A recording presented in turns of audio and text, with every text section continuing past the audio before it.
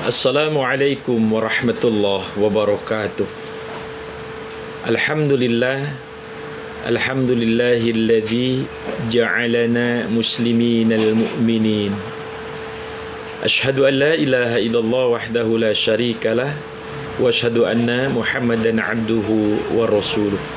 Allahumma salli wa sallim wa barik ala sayyidina Muhammadin wa ala alihi wa sahbihi ajma'in, amma ba'd. Fa ya ahbaballah wa ahbaba rasulih sallallahu alaihi wasallam, usini nafsi wa iyyakum bitaqwallah faqad fazal muttaqun fala tamutunna illa wa antum muslimun. Shadaqallahul azim.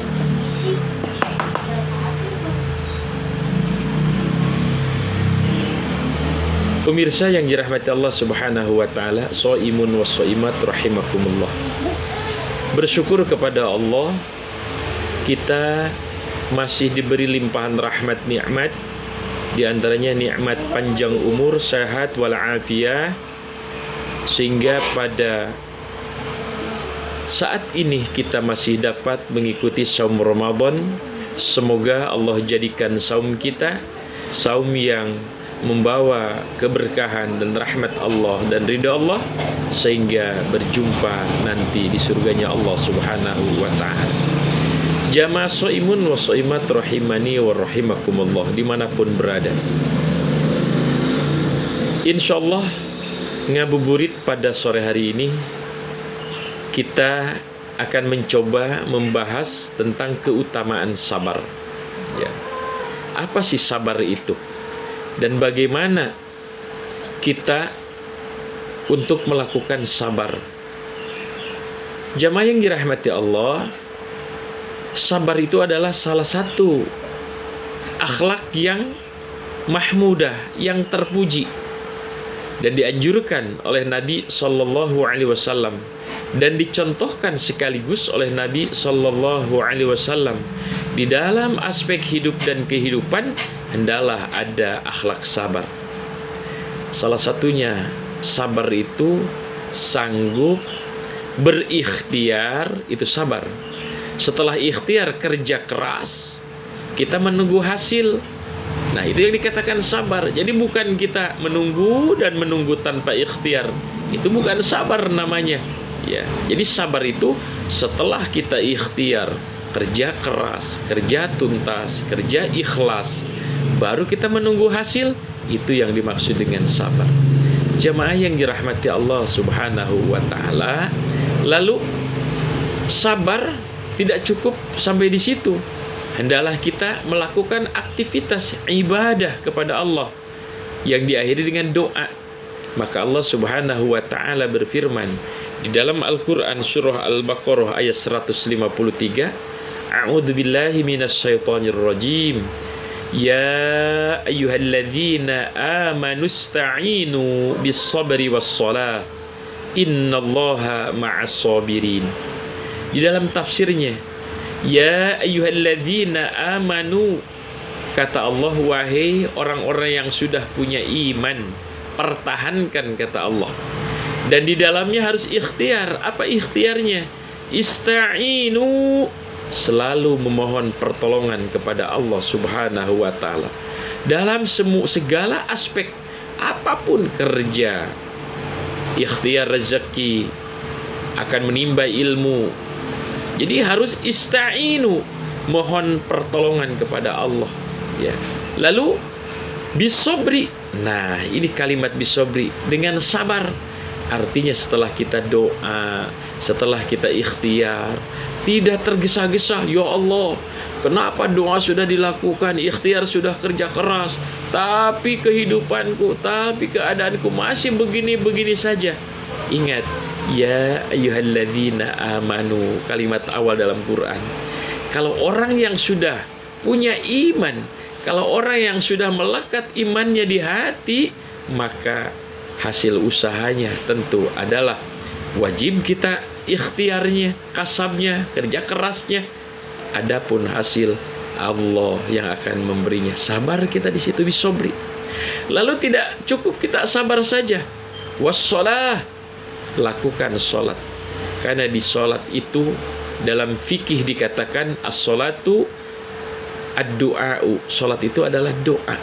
Maka ketika kita sholat, banyak kalimat-kalimat doa. Contoh, bangun dari sujud, Rabbighfirli warhamni warzuqni wazburni warfa'ni wahdini wa'afini wa'fu anni. Ada 8 doa lebih kurang tuh ketika sholat kita di dalam bangun setelah sujud. Jadi jamaah yang dirahmati Allah Subhanahu wa taala, lalu bagaimana kita sholat? Sholatnya tentu sholat yang menurut aturan syariat atau fikih sholat yang dicontohkan oleh Nabi Sallallahu Alaihi Wasallam. Jangan sembarang sholat, ya, jangan ikut-ikutan. Orang lain takbirnya seperti itu, kita ikut. Orang lain sujudnya seperti itu, kita ikut, dan seterusnya. Maka sholat yang bagus itu, lain sujudnya seperti itu, kita ikut, dan seterusnya. Maka sholat yang bagus itu sholat yang memakai ilmu sholat, tentu ilmu fikih dalam sholat. Kata Nabi, "Shollu kama ra'aitumuni usolli." Sholatlah kalian, lihatlah bagaimana cara sholat aku. Itu Nabi, saudara. Jadi jangan ngasal kita. Ini sholat sunnah tarawih 23 rakaat hanya memakan waktu 10 menit. Bagaimana saudara tumaninahnya?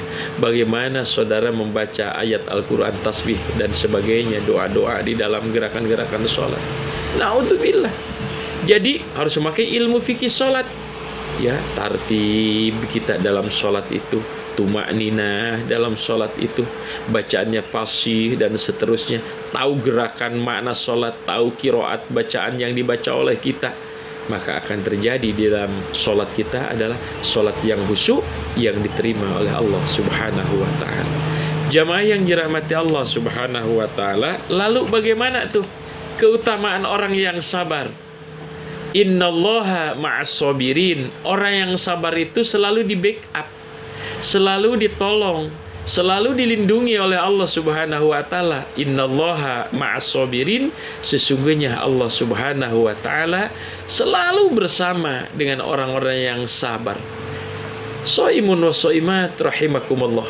Di dalam saum Ramadan tentunya kita ada tarbiyah, ada pendidikan sabar. Contoh, kita setelah imsak tidak boleh lagi makan minum kita, ya, setelah imsak, ya. Walaupun imsak itu adalah kehati-hatian, ya, yang menentukannya setelah adzan dikumandangkan, stop makan dan minum dan seterusnya, ya, termasuk berhubungan dengan suami istri. Lalu bagaimana terus kita menjalani berpuasa di siang hari? Man shoma ramadhana, siapa orang yang saum Ramadan di siang hari, imanan wahtisaban, lalu saumnya itu iman semata karena Allah, atas perintah Allah, wahtisaban, berharap rahmat Allah, maka dengan sabar, dengan iman, dengan mengharap ridha Allah, ghufralahu ma taqaddama min dzambi, maka akan diampunkan dosa-dosa kita yang telah lalu. Dalam tafsir hadis ulama sepakat, dosa yang mana? Dosa yang kecil, saudara. Dosa yang kecil itu kategorinya yang mana? Ada ulama mengatakan kita nih sedang makan nasi, di piring kita masih ada nasi banyak, ya, bahkan bisa kenyang untuk bayi, bahkan bisa kenyang untuk binatang, ya, ayam dan seterusnya, kucing dan seterusnya, tapi dibuang oleh kita ke got. Nah, yang demikian ulama mengatakan termasuk dosa kecil yang demikian. Jadi ghufira lahu ma taqaddama min dzambi, diampunkan tuh dosa membuang makanan yang masih bermanfaat, yang masih layak makan tuh. Nah, jadi jamaah yang dirahmati Allah, hati-hati kita sekarang nih. Jangan sampai makanan yang tersisa yang masih banyak di nasi dibuang. Diusahakan kita nyodok nasinya menurut ukuran kita, kenyang segini, cukup saudara, biar masih utuh buat orang lain. Jadi begitu pula kita kalau mengikuti parasmanan di pesta, ya, jangan sampai itu piring kita penuh semua, akhirnya tidak habis. Mubadir itu saudara. Innamal mubaddirina kanu ikhwanas syayatin. Hati-hati kita distempel oleh Allah orang yang membuadirkan harta itu, makanan itu adalah temannya syaitan. Na'udzubillah, summa na'udzubillah. Ini adab kita cara untuk makan, mengambil makanan di pesta atau di pesta pernikahan dan seterusnya ya. Jangan sampai kita orang lain nggak kebagian, kita banyak ambil di piring, pada akhirnya tidak termakan oleh kita. Itu dosa, saudara, walaupun dosa kecil. Jamaah yang dirahmati Allah Subhanahu wa taala, lalu bagaimana kita sabar dalam berpuasa? Dididik kita. Siang masih belum boleh kita makan, asar pun kita masih belum boleh kita makan. Bahkan 1 menit pun, detik-detik berbuka puasa yang namanya belum waktunya berbuka puasa, belum adzan dikumandangkan atau bel tanda waktu dibolehkan kita berbuka puasa, tetap kita 1 menit pun sabar menunggu untuk datangnya waktu puasa. Maka kalau orang yang berhasil puasanya, insya Allah dia 11 bulan kemudian akan sabar dalam menghadapi berbagai ujian, cobaan, baik itu sifatnya duniawi ataupun sifatnya ukhrawi. Contoh misalkan kita belum gajian nih ya, nah, jangan sampai marah-marah saudara nih ya, tapi harus tahu diri dong ya, jangan sampai melebihi tanggal yang ditentukan.